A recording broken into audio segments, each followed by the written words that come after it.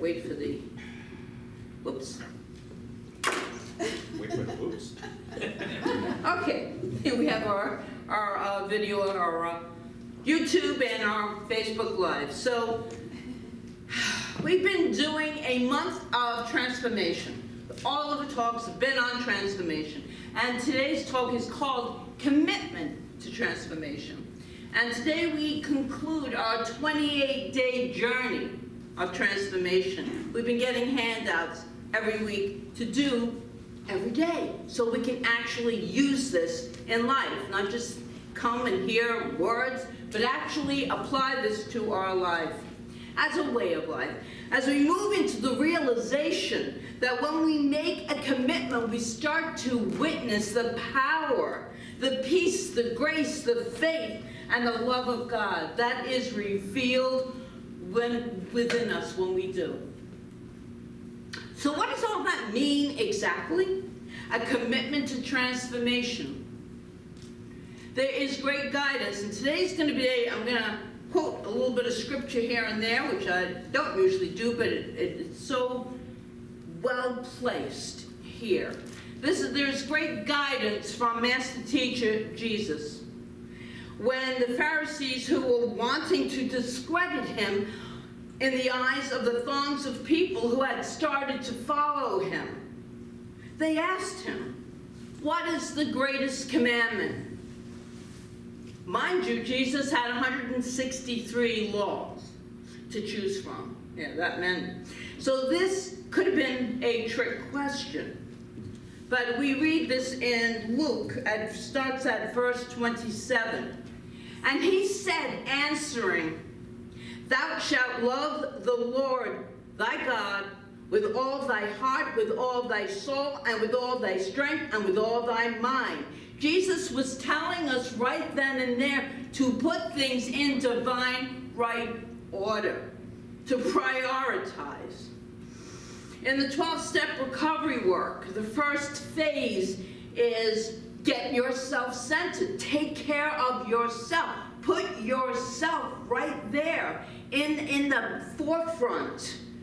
You are first, and if you don't take care of yourself, you can't take care of everything else around you. Everything falls into its proper place when we start taking responsibility for ourselves.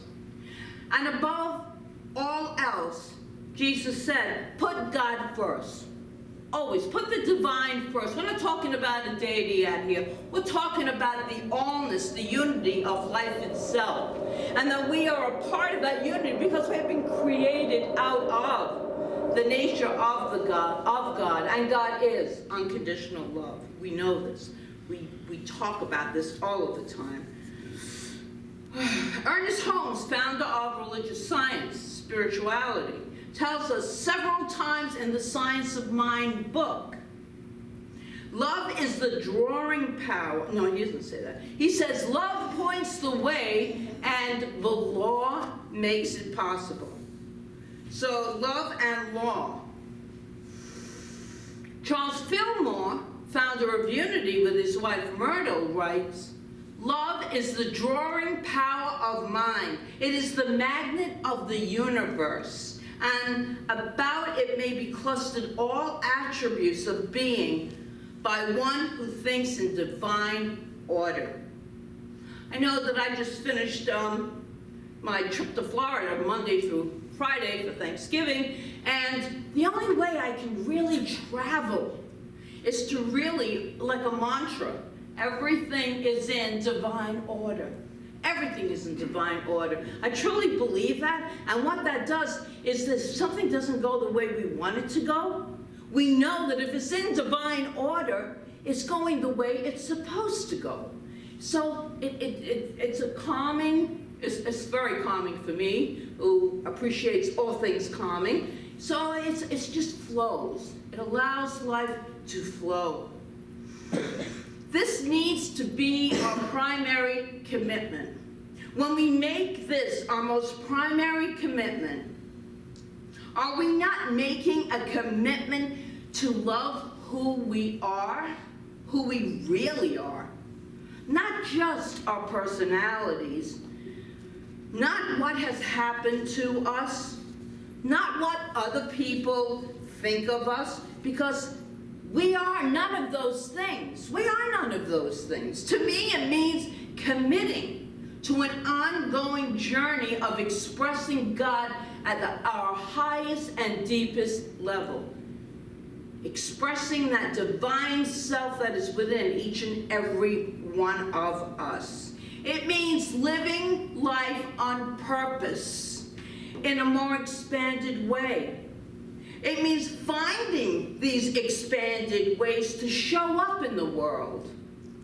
It means really expressing that goodness that is within each and every one of us. Might be covered up for a lot of people and you don't see it, but it's there somewhere because God is in everyone. No one is ever left out. And by God, I mean this divine love. So let me be clear here. I do not mean this as a way of not being satisfied in this now moment.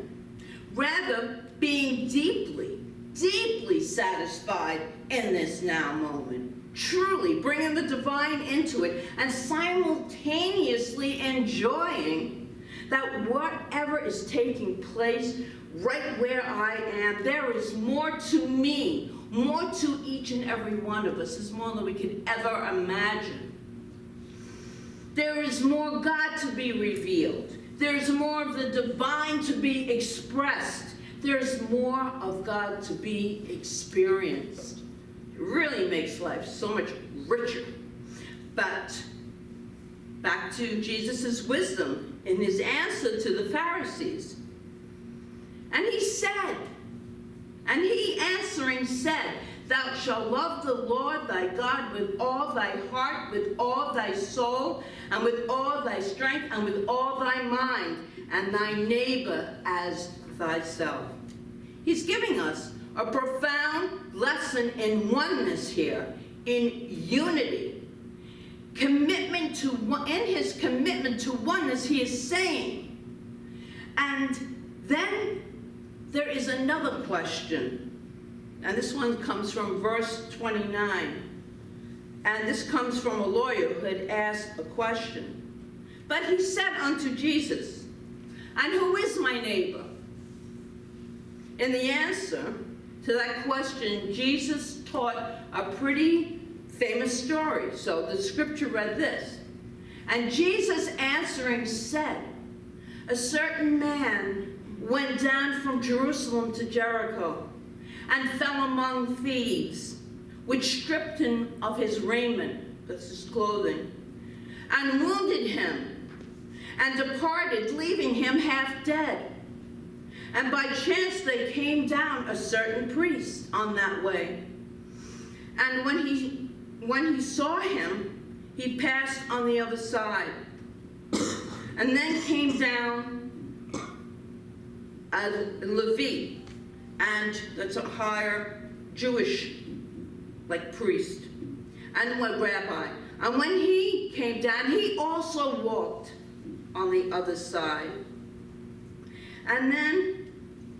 But a certain Samaritan, as he journeyed, came to where he was, and went to him, and bound up his wounds with oil and wine, and set him on his own beast, and brought him to an inn, and took care of him. And on the morrow, when he departed, he took out 2 pence, and gave them to the host, and said unto him, Take care of him.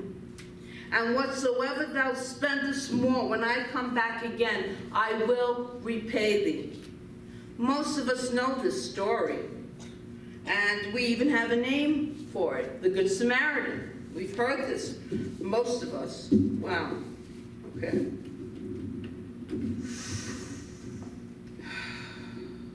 The thing about this story that we might not know is that in those days, the Samaritans were really looked down upon, like they were from the other side of the tracks. They were not worthy. They were not allowed to, a Samaritan could not marry a Jew. But Jesus chose to use the Samaritan not the priest or the Levite, as the hero of this story. And then he said to the Pharisees, "Which now of these three, thinkest thou, was the neighbor unto him that fell among the thieves?" And he, the lawyer that asked the question, said, "He that showed mercy to him." And then Jesus unto him told him to go and do likewise.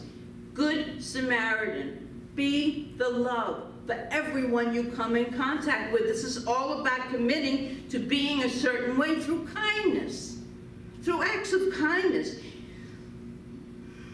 Our challenge then isn't in the knowing, it is in the going and doing.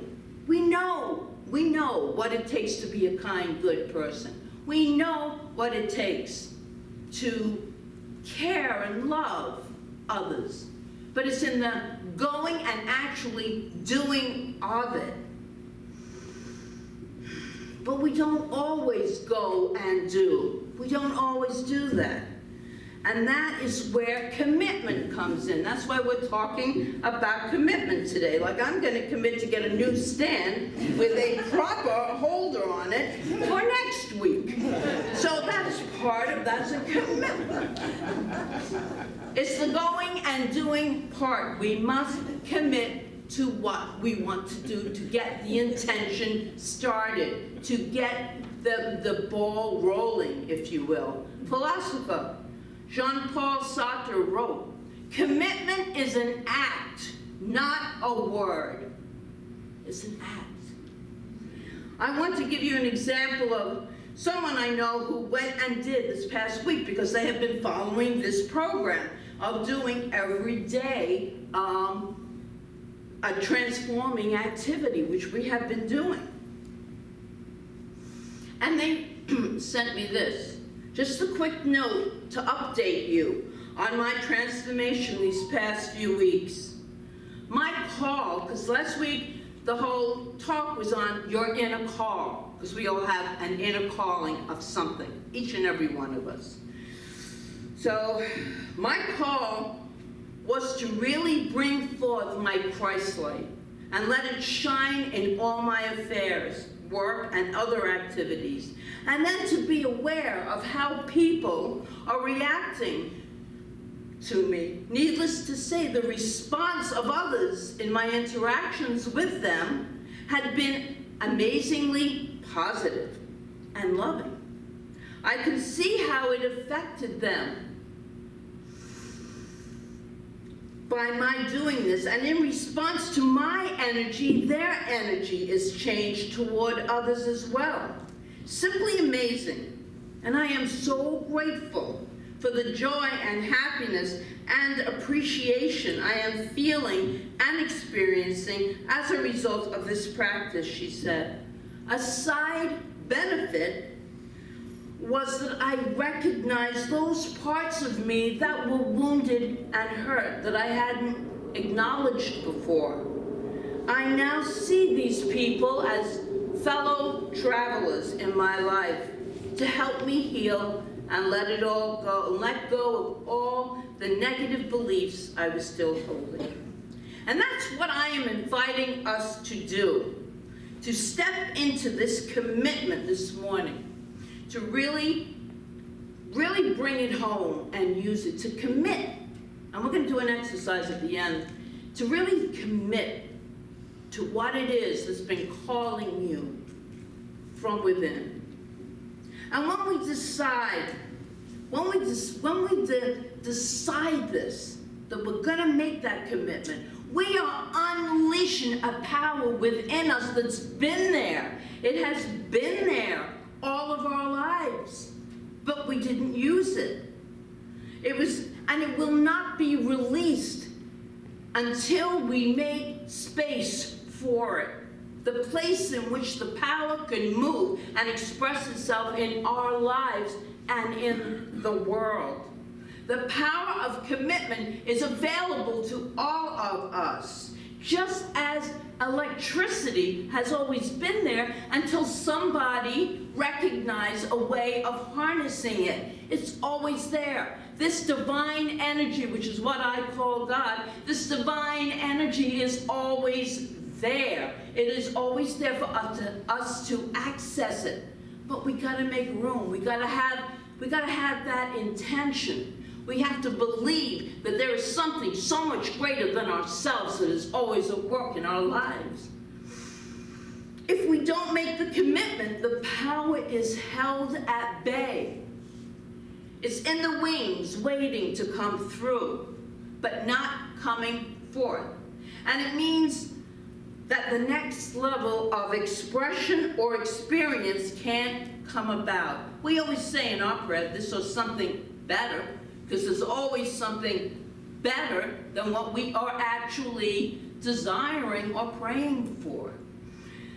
And that occurs sometimes when we become dissatisfied with the now. This moment is not what I expected it to be.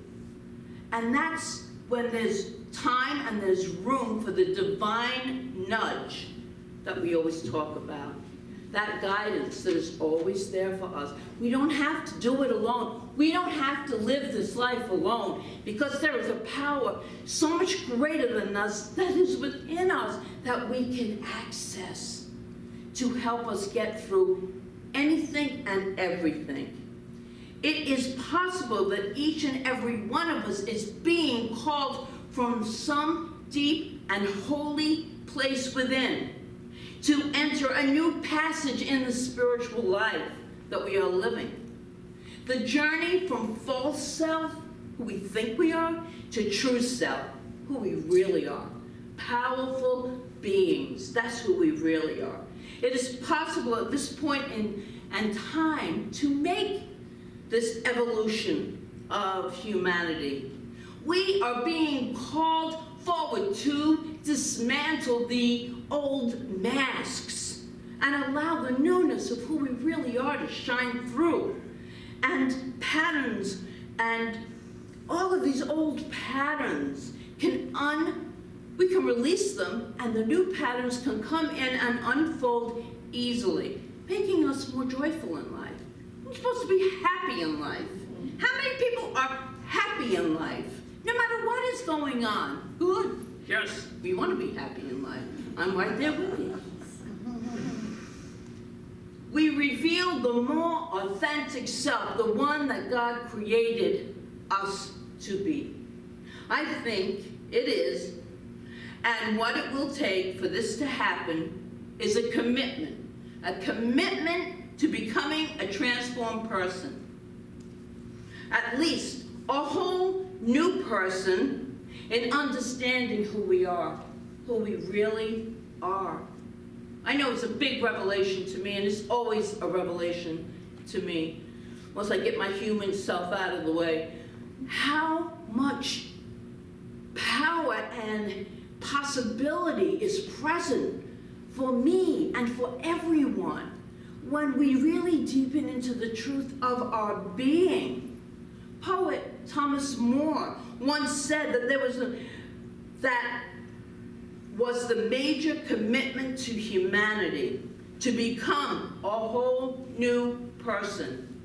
And that is in our developing our spirituality. And when we make that commitment, providence, which is the universal law, providence sets in and takes over and makes possible that which seems impossible. And right now I have to quote from the quote that I use so often because I love it. W.H. Murray's book, The Scottish Himalayan Expedition. I refer to this many times, but I'm going to read it to you again. Short paragraph. But when I said that nothing had been done, I erred in one important matter. We had definitely committed ourselves and were halfway out of our ruts. We had put down our passage money, booked a sailing to Bombay. This may sound too simple, but it is great in consequence. Until one is committed, there is hesitancy, the chance to draw back, always ineffectiveness. Concerning all acts of initiative, there is one elementary truth, the ignorance of which kills countless ideas and splendid plans. That the moment one definitely commits oneself, then providence moves too. That's the divine guidance. A whole stream of events issue from that decision, raising in one's favor all manner of unforeseen incidences, meetings, material assistance, which no man could have dreamt would have come his way. I have learned a deep respect for one of Goethe's couplets. Whatever you can do or dream you can do, begin it. Boldness has genius, power, and magic of that. It does. It does. When we get out of the way and trust, yes. So we're going to do our practice here this morning, and you each have received one of our final handouts. It's in your bulletin. You're going to take that out now. And just to let you know, all of these handouts have links on our website and in our newsletter where you can download them and print them. So you can do the whole month anytime you want. So please take out your paper, and if you need a pencil or a pen, Kathleen is handing them out right now. Raise your hand if you need a pen. And if you're at home on YouTube and Facebook Live, you can join in and just know that you can download these links on our website, joyfulgathering.org. But even right now, I'll read them. Even right now, you can begin it.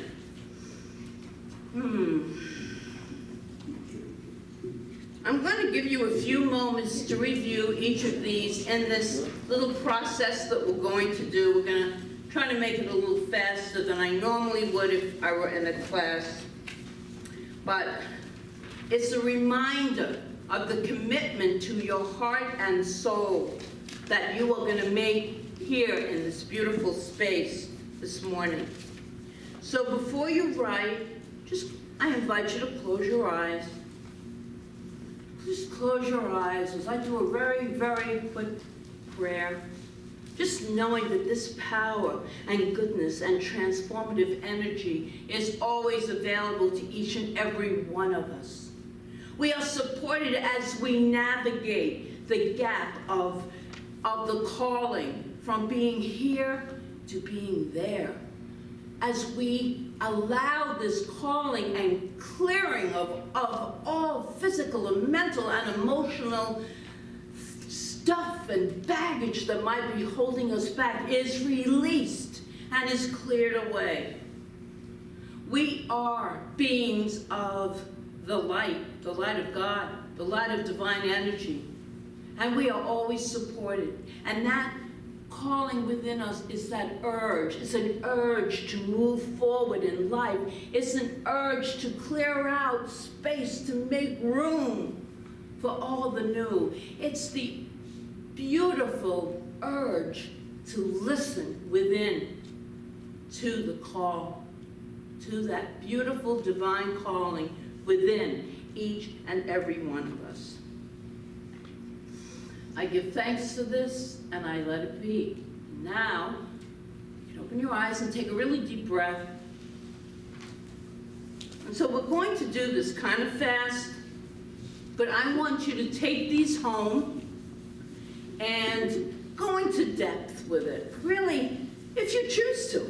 If you really want to deepen in your life, just commit to trying it, okay? So I'm going to read this because this is for everyone that is not with us. They're at home. So we've spent 27 days of transforming our lives. This is going to lead us into the 28th. So the first week we talked about, and you can fill this in as we go along, we talked about transformation through clearing. How can you commit to transforming your life? What can you do? It might even be cleaning a closet out. We all got that to do. A drawer. A drawer. You know, we all have those drawers. Committing. I got a couple of them. Committing to this 10 minutes even. I'm going to clear this away. It makes room. And then within ourselves, what can I let go of? What belief that I'm not worthy enough? I'm not good enough? Whatever it is that we can let go of. We're clearing away within ourselves. It's letting it go because we are so more than worthy. We are entitled to all the good the universe could possibly hold for us. And that would bring us to the second week, which was transformation through listening to the call. And so you will be writing down on your paper when you get home or now, how through meditation, through self-reflection, that you can hear or feel, however it comes to you, that divine urge. That's what the calling is. It doesn't have to be the CEO of a great big company, because I don't even want to do that, but something calling you. Maybe it's sewing, making a pillow. Something is calling you. So, and you take the action. And then we talked about navigating the transformation. How are you committed to navigating your life as you go through transformation? As you answer the call, because you've made room, you can hear it, you can feel it. Now how do you get from here to here? Lots of divine messages will present themselves to you. This I can tell you. You will get lots of information when you stay open. This is a fact. And that brings us through the actual talk from last week, which was navigating through trouble. When things are not going the way that we want them to go, when everything looks like the worst it could ever look, how can we still be on this path of transformation while going through these experiences? We just finished Thanksgiving. You might have had some very unpleasant experiences, maybe not. Or just life itself. How can we navigate? So what can we commit to in navigating through looks like trouble?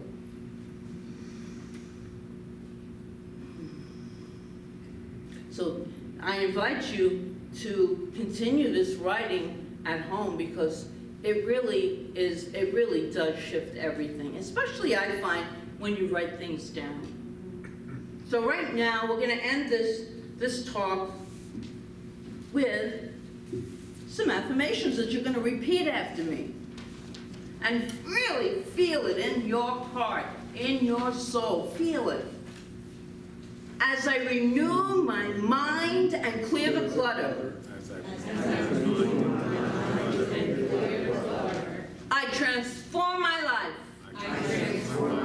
As I answer the call, I evolve my consciousness. As I stand for transformation in times of trouble, I transcend them. And as I commit to all of this, I am a living testament to the beauty and power and grace and love of God. Power and grace and love of God. And so it is. And so it is. And so I let it be. And so I